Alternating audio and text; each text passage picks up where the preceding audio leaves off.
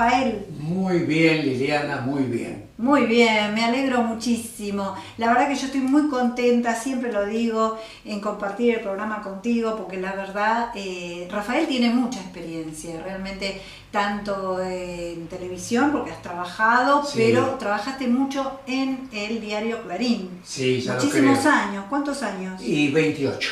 28 No estuve tan lejos de los 30. No estuviste. 3 décadas. Exactamente. Un crítico de espectáculo muy, muy reconocido. La gente, yo sé, aparte, es un gran ser humano. La gente te quiere mucho. Te agradezco mucho esas palabras que sé que en el fondo están impregnadas de tu afecto. Exactamente. Y bueno, con Rafael nos conocemos hace muchos, pero muchos años. Y tengo un equipo maravilloso. Sí. Que eso es bárbaro porque fundamentalmente buena gente. Sí. ¿No? O sea, muy buenos profesionales, por supuesto, pero buena gente, y eso es realmente importante. La fórmula perfecta. Exactamente. Bueno, Ra, ¿qué nos trajiste hoy? Bueno, en materia de espectáculos te referís. Exactamente. Mirá, si querés hablamos un poco de teatro y un poco de cine.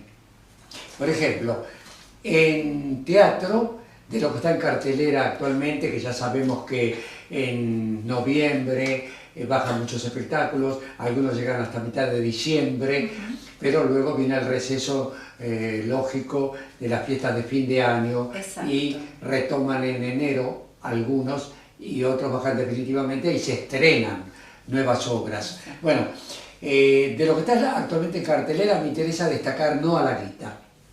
Ah, bien. Es una historia que gira alrededor de un hombre que gana un premio importantísimo, millones de pesos con un boleto de la lotería, pero que se deshace del billete, no le interesa cobrarlo, porque piensa que la plata va a perturbar su vida, va a desequilibrar su vida. Pero ni te cuento lo que piensa la familia, la esposa, por ejemplo, al enterarse de eso, porque todo lo contrario, ellos quieren esa plata. Entonces empieza la puja habitual entre alguien que no valoriza tanto el dinero y otros que se desesperan por meterse ese dinero en su bolsillo.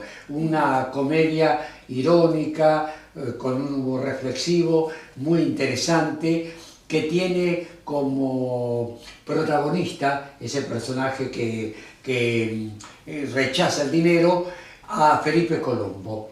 Muy buen trabajo, muy fuertemente expresivo de Colombo y sólidamente acompañado por alguien de la experiencia de Betiana Blum y también de Paula Cohen y Diego Reinhold.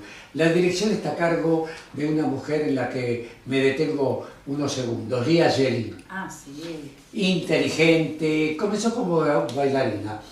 Inteligente, dirige muy bien siempre y es la responsable de Toc Toc, una obra que va camino de apoderarse del liderazgo en cuanto a permanencia en cartelera. Este año 2019 completó su 9ª temporada y esto es primicia, ya está todo arreglado, está todo confirmado, firmado, para que en 2020 haga la 10ª temporada consecutiva de Toc Toc.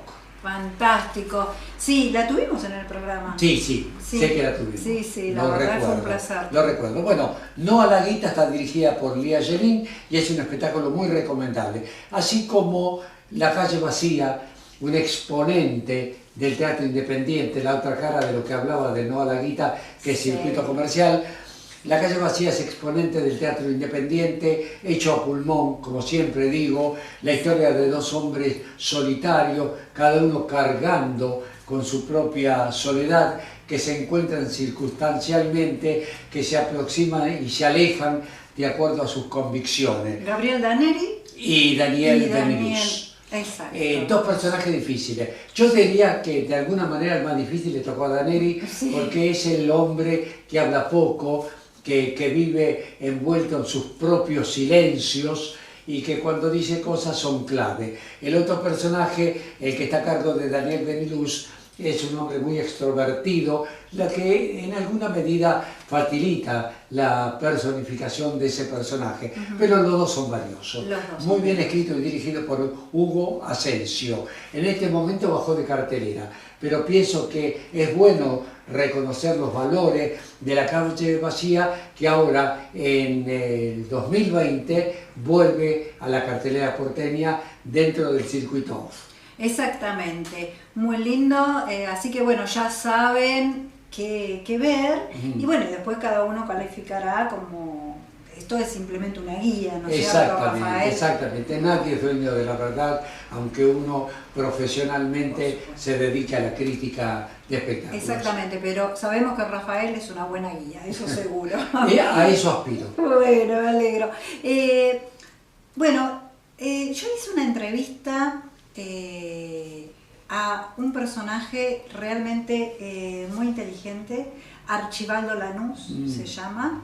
Me gustaría que leas algunas de sus actividades, porque no quisiera que perdamos nada, ningún detalle. Y para eso, bueno, hay que leerlo, ¿sí? De acuerdo, y voy a leer lo que está en la solapa del libro Saber Ser, que pertenece a Juan Archibaldo Lanús, que es abogado, recibido en la Facultad de Derecho de la Universidad de Buenos Aires y doctor en Letras por la Universidad de la Sorbona en París.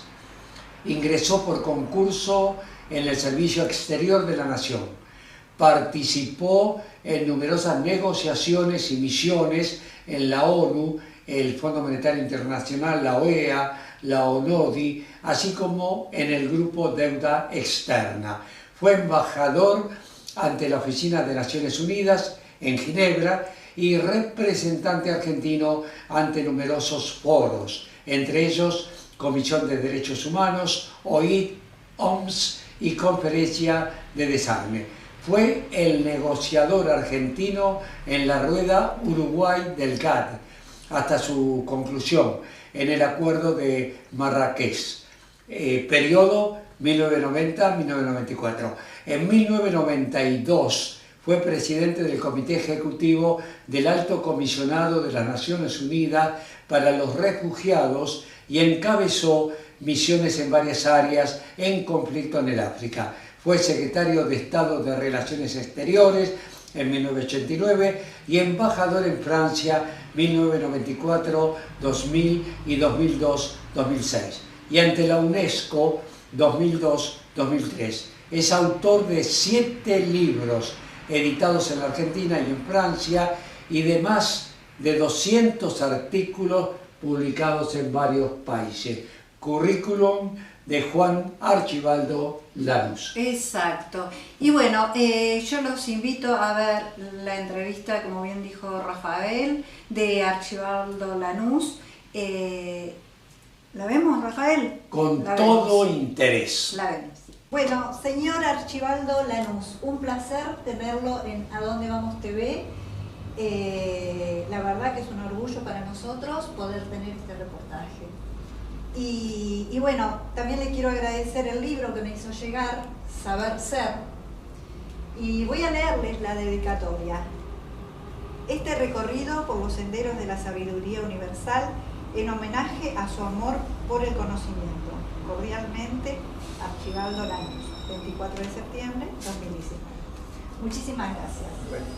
Bueno, a ver, usted trabaja en relaciones internacionales, sin embargo escribió un libro en el 2012 que se llama La Argentina Inconclusa. ¿Usted nos puede comentar más o menos de qué se trata el libro? Sí, es un libro, lo que traté de hacer era mostrar en grandes trazos las distintas etapas de la construcción de este gran proyecto de ser y hacer que es la Argentina. Y quería detectar a dónde estaban las llaves o los momentos emblemáticos de una evolución que finalmente llega a nuestro tiempo, a nuestra época, contraviniendo o negando un poco las grandes utopías que nos vieron nacer como nación. ¿Por qué? Porque la Argentina fue un gran proyecto, como digo, de hacer y hacer, donde el pueblo invirtió enorme energía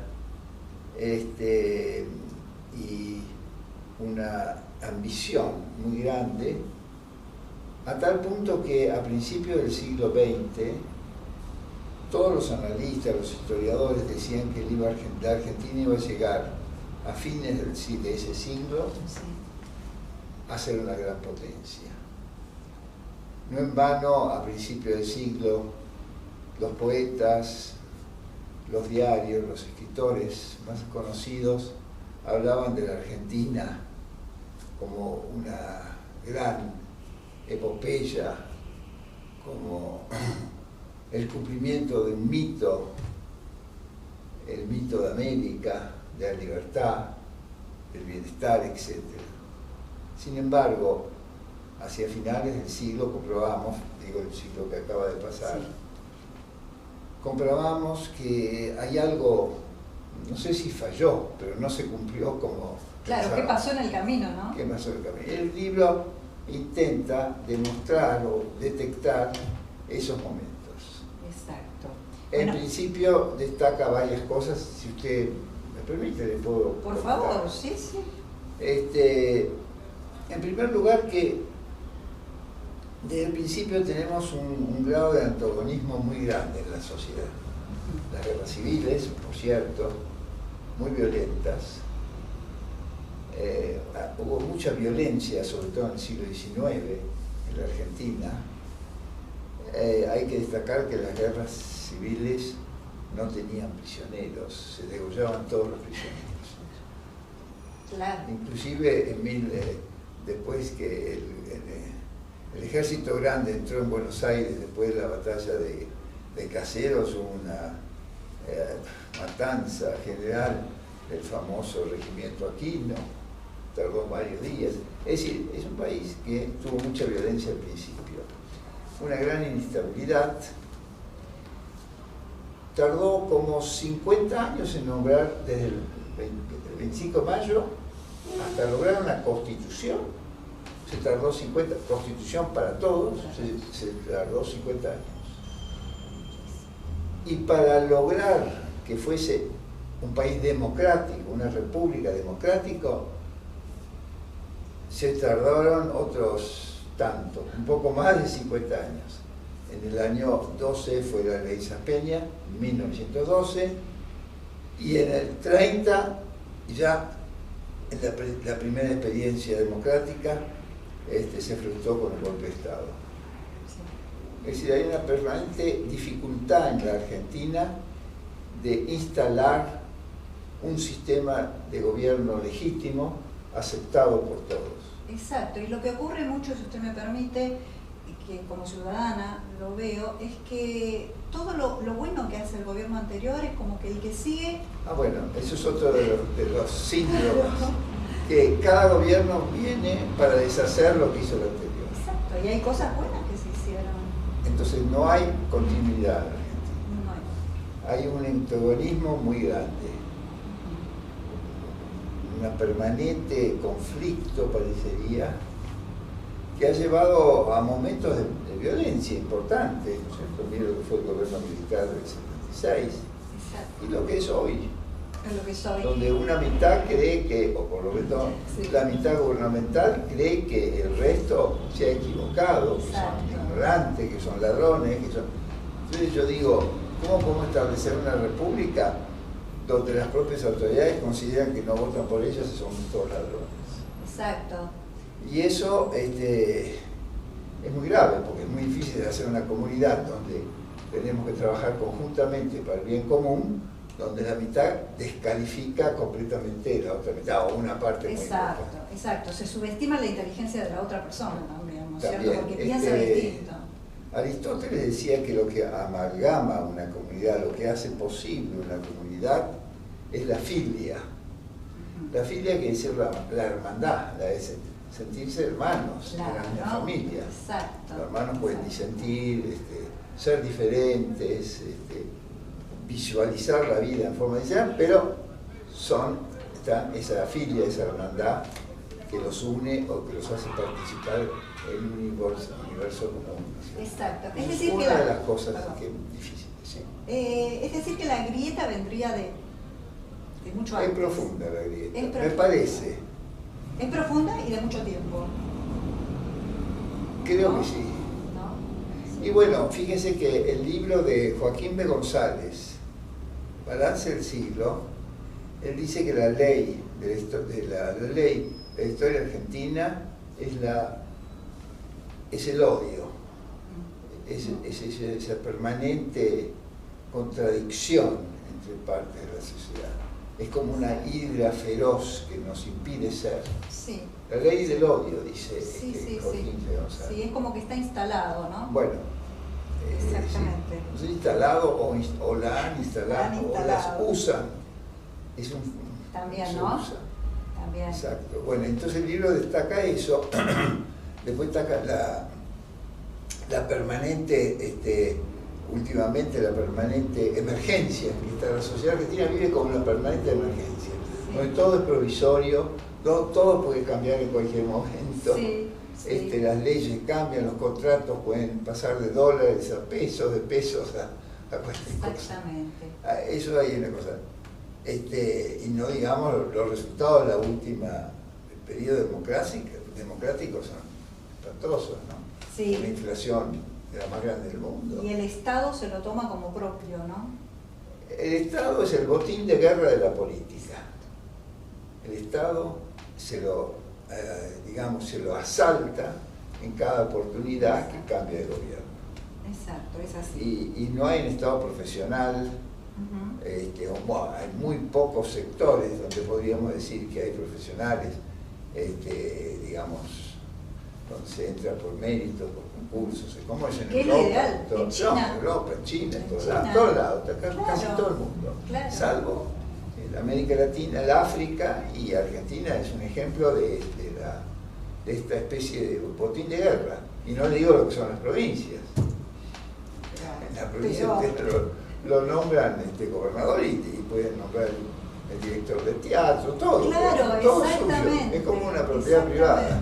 Exactamente, es verdad eso. Es inconcebible. Exactamente. Usted participó en numerosas negociaciones y misiones en la ONU, FMI, OEA. Actualmente tenemos una deuda importante con el FMI. ¿Cómo lo calificaría esa negociación sin entrar en... Bueno, Argentina ingresa, digamos, la Argentina ingresa en el sistema multilateral después de la Revolución Libertadora, en el 56.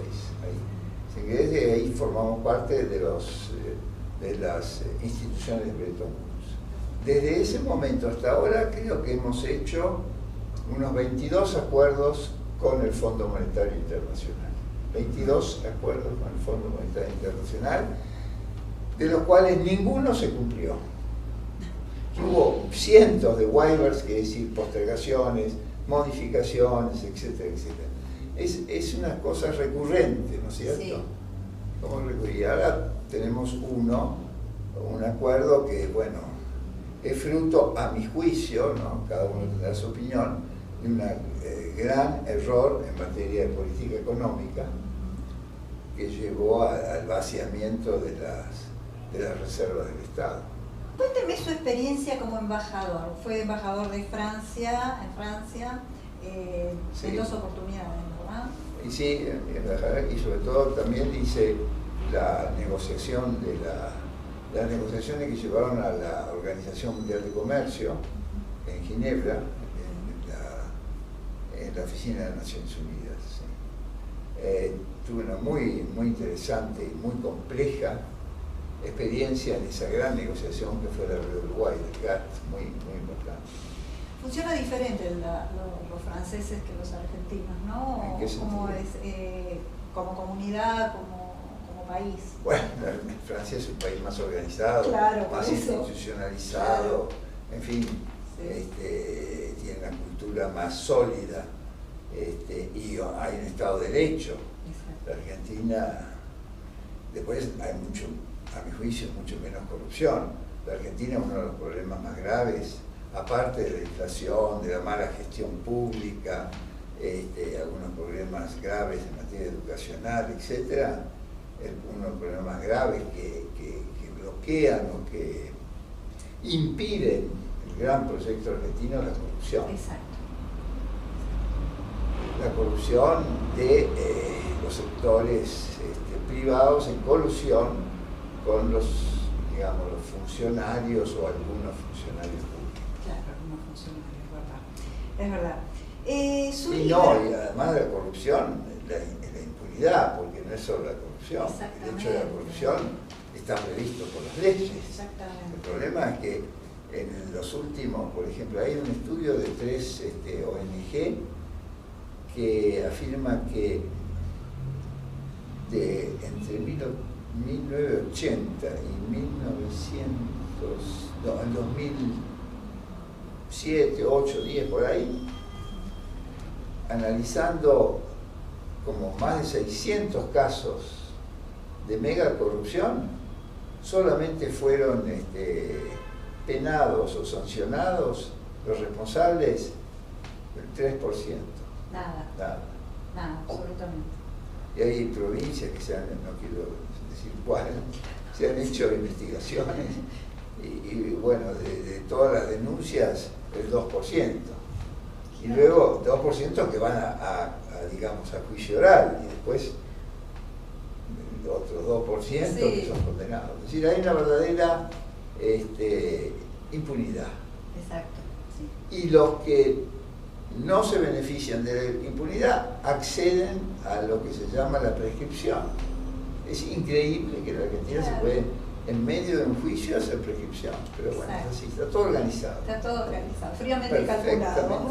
Calculado y organizado. Sí. Su libro se llama, el último libro, Saber Ser. Sí. La comprensión depende de la relación entre saber y ser. Y para ser, hay que ser primero, como dijo Uspensky en Fragmentos de una enseñanza desconocida. Y por último, ¿cómo logro ser? ¿Cómo logro ser? Ser, claro. Bueno, vamos a partir de una premisa muy importante. El hombre, a diferencia del animal, es un ser que debe ser, que debe construirse. Exacto. La enseñanza, del conocimiento, el estudio es necesario para construir ese ser. Los animales están completos. Un perrito sabe más o menos cómo ir al agua, cómo defenderse, cómo limpiarse, qué es lo bueno que hay que comer, qué es lo malo, con muy poco contacto, muy corto con su madre o su padre. En vez, un ser humano, aparte del amor de sus padres, que es muy, muy importante en los primeros años, tiene que construirse. Si usted deja a un ser humano en la selva, se transforma en un animal, un verdadero animal salvaje. Por eso la educación es la base del ser. Y decía Pico de la Mirándola, decía, el hombre no es, sino lo que puede llegar a ser. Es ese poder llegar a ser es lo que hace que el hombre se construye, es una construcción. La principal tarea que tenemos como personas es la construcción de nuestro propio ser. ¿Y cuánto influye el amor de la familia?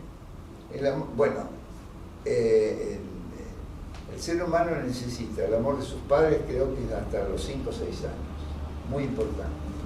Si no, tiene muchas carencias de identidad afectiva, psicológica, bueno, sabemos. Sí. Muy importante. Bueno, muy después importante. El amor en la vida, bueno, ya es otra cosa, ¿no es cierto? Sí. Pero es como un alimento el amor de sus padres, es una formación, es una energía estabilizadora, que es lo que le potencia al ser humano. De ahí la familia, el rol de la familia es importantísimo. Creer que se pueden sacar los niños y usarlos como átomos, claro. me parece que... Es como que el amor, fundamentalmente de la familia, como usted dice, pero el amor es lo que construye realmente, en todos los órdenes de la vida, ¿no? Exactamente. En todos los órdenes. Que un poco se ha perdido ese sentido de construcción. Ahora hay un estudio que se ha hecho sobre, no lo tengo acá porque, bueno, no vine preparado para esto. Cuando se estudió el genoma humano, hace unos años, décadas, se descubrió, en fin, toda esta temática, se creyó que el genoma tenía millones de códigos que determinaban nuestra vida. Ahora han hecho una investigación en Estados Unidos muy importante, salió en la revista Nature, en virtud del cual se ha detectado que solamente el 8% del genoma tiene códigos. El resto está es decir, está sordo, no hay nada. Y es el hombre el que la construye, el que va a construir su propio ser. Quiere decir que los hábitos heredados no son tantos como creíamos. Somos una construcción de la educación, de la sociedad, de distintas influencias, pero somos una construcción. Y que la educación, la cultura, es tan importante. Modelar a un hombre es casi una creación, y creo que eso es maravilloso, ¿no es cierto? Sí. Y es una construcción que no es solamente sobre nosotros mismos, sino también con el otro. Es que el otro porque el otro es parte de uno mismo, claro. ¿no es cierto? Por eso Lord Chesterfield le decía a su hijo en esa famosa carta del siglo XVIII que tenía que educarse para agradar al otro. Exactamente. Para que el otro se sienta mejor. Por eso la cortesía, la urbanidad. Nosotros hemos perdido mucho de esa consideración del hombre. En el libro 7 de la República, Platón relata la situación del hombre ante el desafío de la educación o la falta de ella. ¿Quiere relatar el mito, el de la caverna? Es muy bueno. Es muy bueno. Es uno de los grandes mitos del mundo occidental, ¿no es cierto? Sí. Él decía que el hombre primitivo, digamos, el hombre sin educación, vamos a hacer, es decir, está dentro de una caverna mirando al fondo de la caverna con los pies atados. Como una persona mira al fondo. Afuera de la caverna está el mundo y hay un fuego. Y el mundo, que son las vaquitas, los señores que pasan, los labriegos, lo que ocurre, un perro, con esa luz que hace la fogata, se proyecta en el fondo de la caverna. Y el hombre sin educación está viendo imágenes que no son verdaderas. Es algo que no es verdadero, es una imagen, como el cine. Entonces dice Platón que la educación, la formación del hombre, la educación sobre todo, consiste en sacarse los lazos que unen las piernas, mirar hacia afuera, encandelarse con la luz, salir con esfuerzo hacia afuera y ver la realidad. Y ese es el proceso de la educación. Ir de una ficción, de una creencia solamente, y ver la verdad. Es muy gráfico. Sí. Es muy gráfico. El mito de la caverna. Sí. En la República. Es verdad.